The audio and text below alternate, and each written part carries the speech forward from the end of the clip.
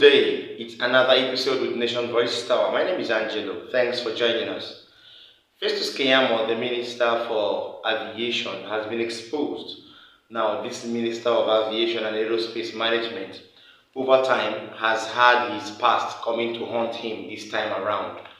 Alright, if you would recall, Festus Keyamu once worked as a prosecutor with the Economic and Financial Crimes Commission before his subsequent appointment into government, and then as a minister, as a two-time minister. Alright, this time around we'll be telling you how much more Festus Keyamu has delved into dubious dealings as an EFCC prosecutor, and then how much more he has thrived in these fraudulent activities, and how much more that his past has come back to haunt him.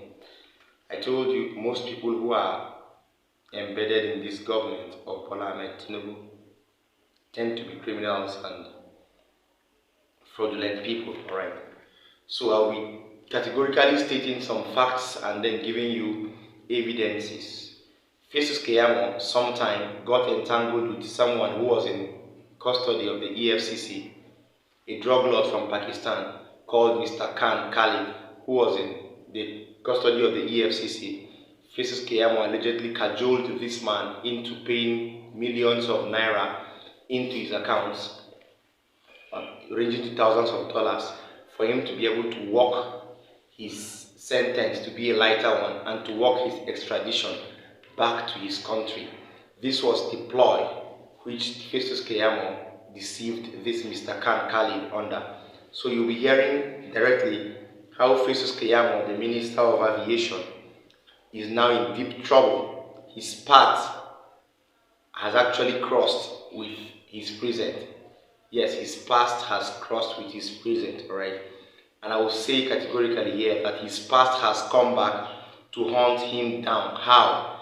A Pakistani drug lord named Khan Khalid, whom he defrauded many years ago of $400,000, has now been set free from the United States prison. And guess what? He's coming for Keyamu next to pay back what he owes him, because obviously Festus Keyamu did not keep his own part or his own end of the bargain for receiving such a whooping amount of money. Pakistani millionaire drug baron Mr. Mohammed Khalid Khan, who Nigeria's current Minister of Aviation, Festus Keyamu, defrauded of over $400,000 in a fake ploy to prevent Khan's extradition to the United States, has been granted early release from the U.S. jail. According to an eyewitness who was a cellmate to the drug baron and correction officers present on the day of Mr. Khan's extradition from Kuje Correctional Center, he kept on screaming for Keyamu to return his money. The money, which was in excess of $400,000, was paid in trenches to the former EFCC lead prosecutor to facilitate the prevention of his extradition to the U.S. for drug-related and money laundering offenses. Sources revealed how Mr. Keyamu came in contact with Mr. Khan and how he was promised by Keyamu that he, Mr. Khan, won't be extradited to the United States. Mr. Khan later discovered that all ploys by Mr. Festus Keyamu were very fraudulent, because he noticed that Festus Keyamu had no such prowess and made no effort to bring it to reality.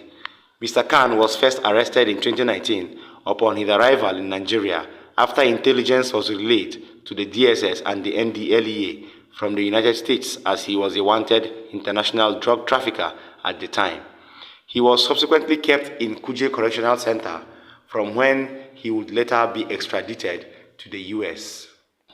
According to sources and documents obtained by lots of sources and conventional newsroom houses, Mr. Khan, who was supposed to serve his sentence until November 2024, was granted a compassionate release after meeting certain demands as required by the US law. His good behavior and documented reform after taking 37 courses on humanity being two of the major reasons he was allowed to work free a year to his scheduled release. It is believed that Mr. Khan will now confront Mr. Festus Keyamu to get back the money he paid to prevent this jail time in the US, which Festus Keyamu allegedly took and blatantly didn't fulfill his part of the bargain. You know, whatever you do, I think you should better think of the future, because anybody you defraud today or anybody you put into trouble today will come up tomorrow to haunt you. If the person is not alive to do that, his family members, his friends, well-wishers and relations will come and do the same to you, unless they have no more knowledge of what has conspired between you and whoever was their relation. So karma is like an attire every of us must wear, especially when you are involved in lots of fraudulent and dubious activities.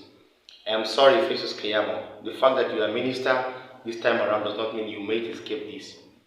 Mr. Khalid was supposed to serve his prison term or his jail term till the end of November 2024 of this year, but surprisingly he has now been released.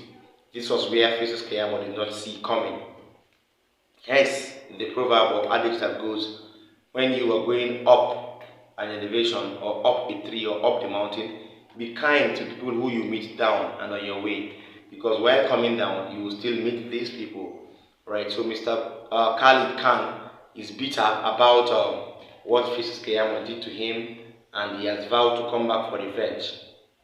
I wouldn't be surprised if I hear anything happen to Festus Keyamu, because for this man to really nurse the ambition of coming back to retrieve his money after Festus Keyamu made fake promises to him that were never fulfilled, then that means this man has something off his sleeves. Alright, so Festus Keyamu should better be careful or come up to answer for the alleged $400,000 that he stole or he collected from this Pakistani drug lord without remitting his own side or end side of the bargain. Now, something surprising has happened in the political space. It will shock you, it will shock me. Daniel Bwala has been perceived to have plans to defect to the All Progressive Congress, the APC. That's shocking, right? Daniel Bwala has been coming up to say all sorts of things about President Bola Ahmed Tinubu. Daniel Bwala has come up countless times to debunk lots of APC supporters and then to let them know that he is still a staunch supporter of Atiku Abubakar. But with this recent update and video, I can tell you what, that Daniel Bwala may not really be with Atiku Abubakar anymore. Daniel Bwala yesterday visited Bola Ahmed Tinubu in Aso Rock, and he went further to commend Bola Ahmed Tinubu for his recent reforms. Okay, and he cast doubts on his loyalty to Atiku Abubakar. Alright, now I have 3 points to discuss under the issue of Daniel Bwala. But before I go further, please watch this video and hear what he had to say about himself and about his perceived defection to the All Progressive Congress. You will know that money can buy almost everything on earth. Please stay tuned. He killed some of his ministers that were allegedly reported to have, committed infraction. Instead of protecting them, he asked that the due course of law should have its own course. He suspended somebody without wasting time. That, to me, is impressive because it's about the people. Secondly, there has been this outcry that the government is bloated and the rest. Yesterday, he introduced a policy that reduced the cost of governance. And today, he told me it is just the beginning. There are many more decisions of government that will reduce the cost of governance. What have we been talking about as citizens? If you don't have personal grudge against someone, if it is on policy issue, when policies are going correctly, and what I'm saying apart from today that I'm talking here, you all need to visit my Twitter page. In the last few days, I have been expressing my surprise and appreciation to the president for the decision he's taking. So this is not about political party. And you need to know that, like I said, I was with him before I left. And I was doggedly committed to him. I told him today, I am committing to play my part to support your administration. And I have no apologies to anybody. You are back in APC? I have no apologies. APC is a party. President Bola Ahmed Tinubu is my motivation. If supporting him will take me to APC, so be it. Right, it's funny, right? Nobody knew that at this point in time, Daniel Bwala will visit Siwaju Bola Ahmed Tinubu in his office to commend him. You're from another party, and obviously you are trying to delve into anti-party activities. Maybe, just maybe, he has seen Wiki do the same and he was untouched That is why he has switched allegiance. So very soon, don't be surprised to see that Daniel Bola has finally defected to the All Progressive Congress, where he came from. Now, there are 3 points why I think Daniel Bola may actually perfect his defection. All right. Now, the first one is Daniel Bola will always be an APC member, always and always. All right. There are people we know that when they defect, they would actually toe the bloodline of that new party. But I will tell you for free that Daniel Bola will continue to be an APC member. You remember that time he said in an interview that the APC peoples keep on disturbing him to come back, stop attacking them and all that. Obviously, he has been tabled large sums of money for him to turn back to the APC so as to make some structural work begin to yield the results. Yes. Secondly, a leopard can never change its spots. A leopard can never change its spots, because if a leopard change its spots, that means it's no longer a leopard. All right. Daniel Bola can never change the fact that he loves the APC and he always like to go back there. All right. Finally, Daniel Bola has actually gone back to his vomit. Yes, if you've been following the trend of events from last day to today, you will see that Daniel Bola has made lots of comments on Bola Ahmed Tinubu and his government. You can see one on your screen. He has also made comments about the lack of non-deliverance, or the lack of, he has made comments on non-deliverance of perfect governance by this particular administration.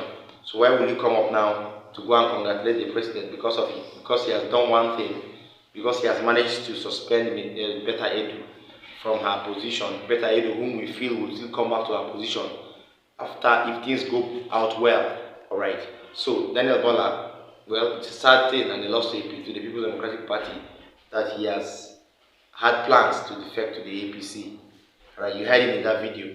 Finally, Arise News analyst Frank Tietie has given his own reaction on the issue pertaining Betta Edu, the embattled Minister of Humanitarian Affairs and Poverty Alleviation. Right? According to Frank Tietie, he feels that Betta Edu, I beg your pardon, may come out from this very, very soon, because she has other backup plans.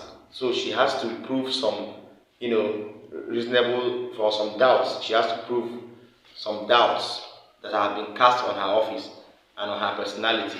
Yes, there is a whooping sum of 585 billion missing, but she has to come out and prove herself with her workers if she has to walk away from this, because she is proving to the headquarters of the EFCC, and she's also proving to people in government that she cannot be here and watch money being laundered in trenches without her speaking out for the good people of Nigeria. But this time around, the table has turned and she's the one in it.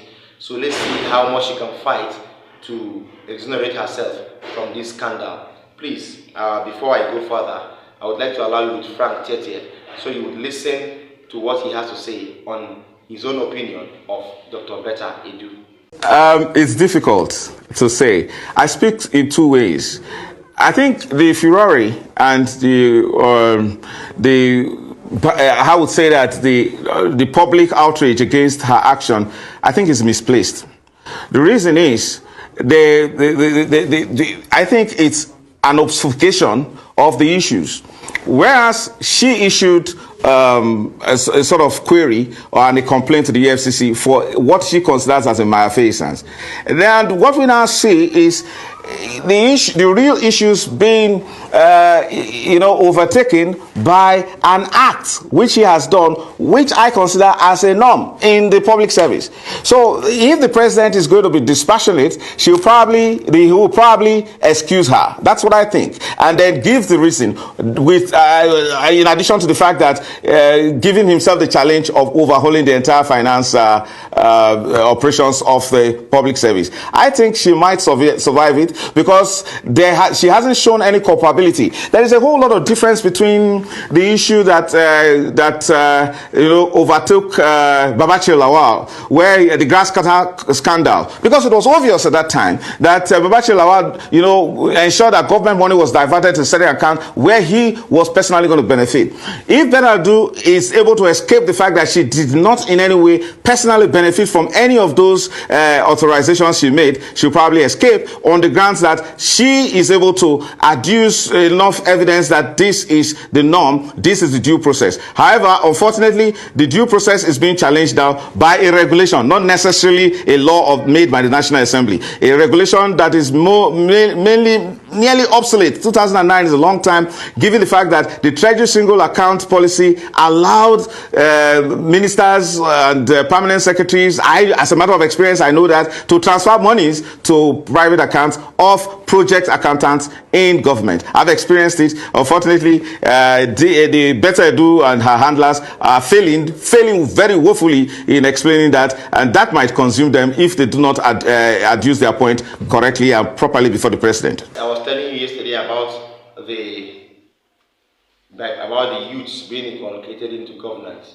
If by this time around people like Better Edu are still struggling to legitimize their position by going into fraudulent activities and laundering funds in just 8 to 7 months of your appointment as a minister, then if people like Tunji Ojo, the Minister of Interior, can be implicated in this, all these are young people.